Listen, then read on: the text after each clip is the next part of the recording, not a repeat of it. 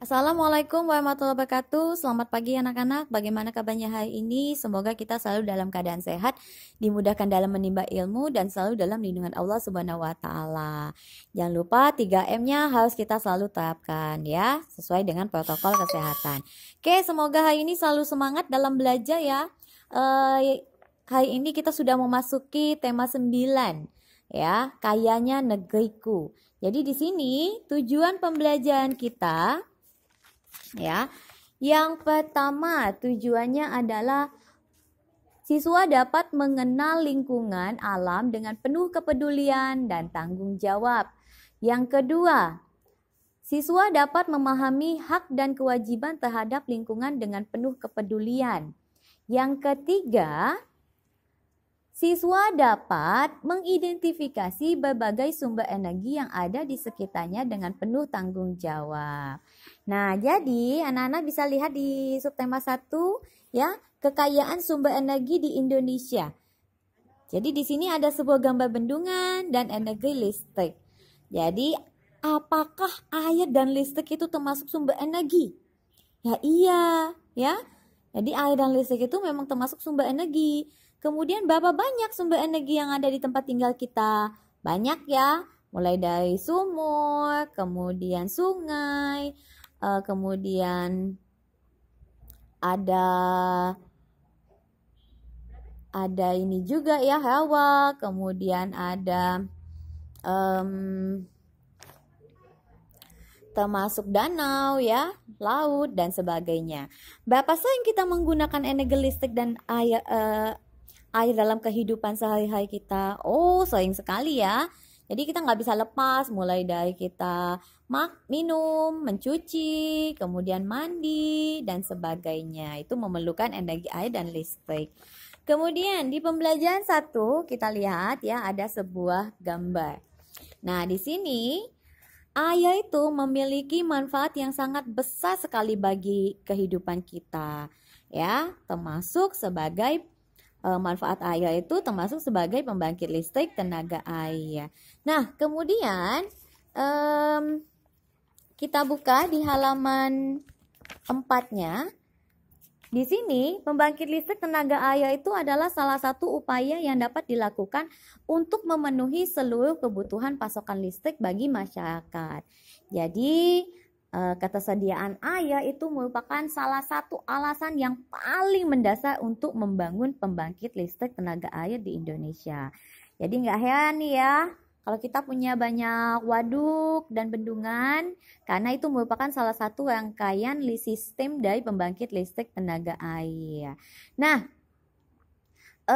di sini ya, aliran air itu mampu menggerakkan kincir yang dibangun di dekat sungai. Jadi makanya kalau di situ ada sungai, kadang-kadang ada kincir, ya itu karena fungsinya untuk sebagai energi listrik.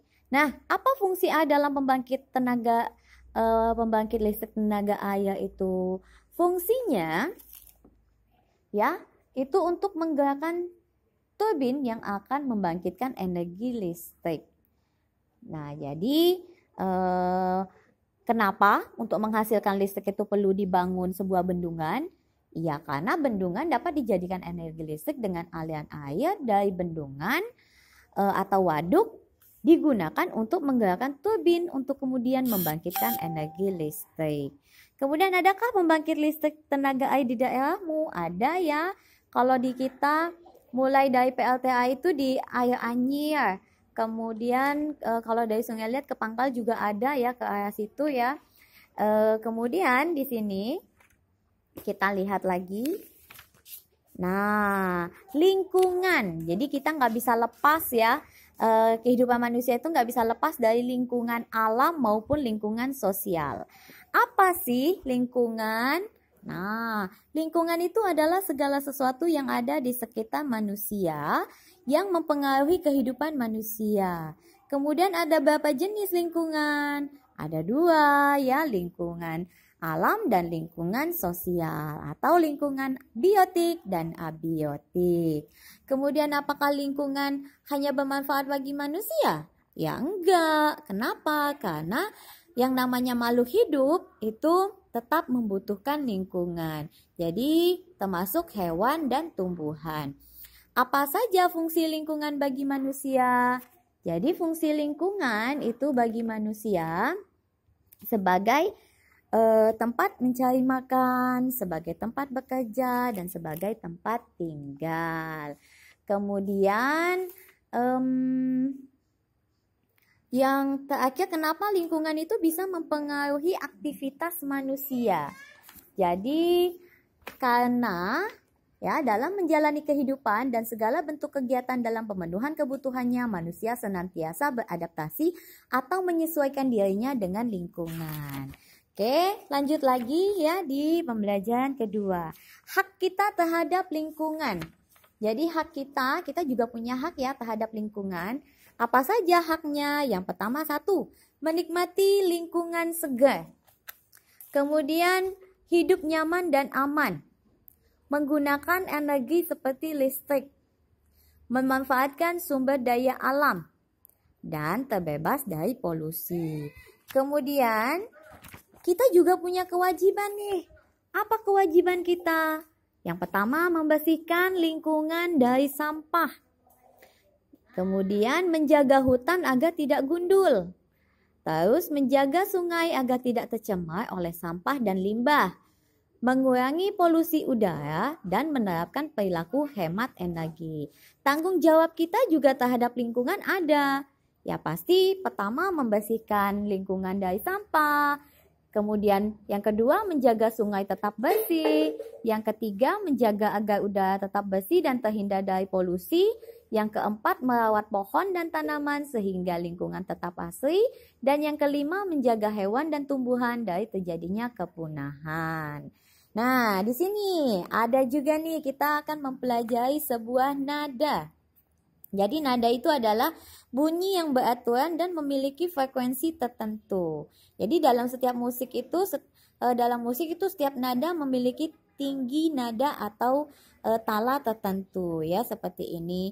Do, re, mi, semakin tinggi ya, dia semakin semakin tinggi ya.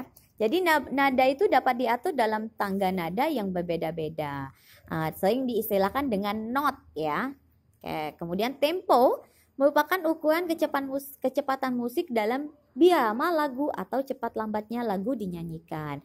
Jadi kecepatan lagu itu bisa diukur dengan alatnya ini. Apa namanya? Metronom ya. Kemudian di sini tanda tempo ini biasanya diletakkan di bagian kiri atas pada sebuah lagu. Kemudian tanda ini digunakan untuk menyatakan kecepatan lagu yang tepat. Selanjutnya di pembelajaran 3 kita akan mempelajari lagi ya tentang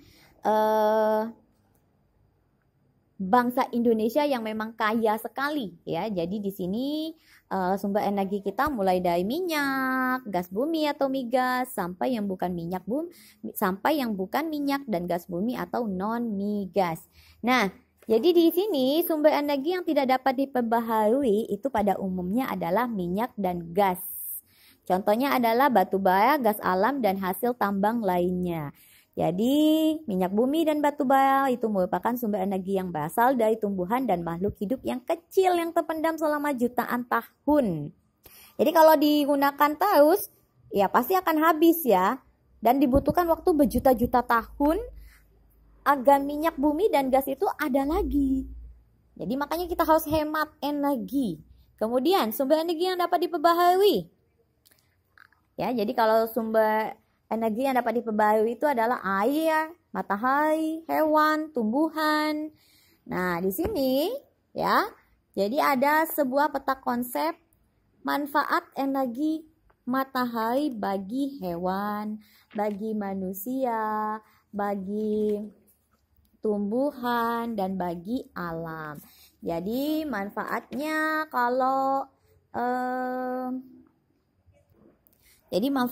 kalau bagi hewan ya yang pasti untuk menghangatkan tubuh ya, fungsi matahari itu. Kemudian mempercepat pencernaan makanan, menguatkan tulang, penunjuk arah dan mengainkan bulu-bulu mereka.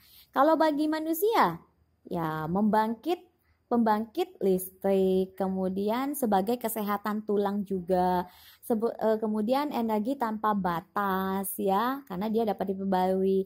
Terus proses pengeringan dan sebagainya. Bagi tumbuhan, yang pertama pasti sebagai proses fotosintesis, kemudian untuk pertumbuhan, kemudian membantu mengeringkan biji, kemudian mengaktifkan klorofil daun dan sebagainya. Kalau bagi alam, ya, itu memberikan suhu yang hangat bagi lingkungan, membantu proses daur air, kemudian membantu mengatur kelembapan lingkungan sebagai penerangan alami dan sebagainya.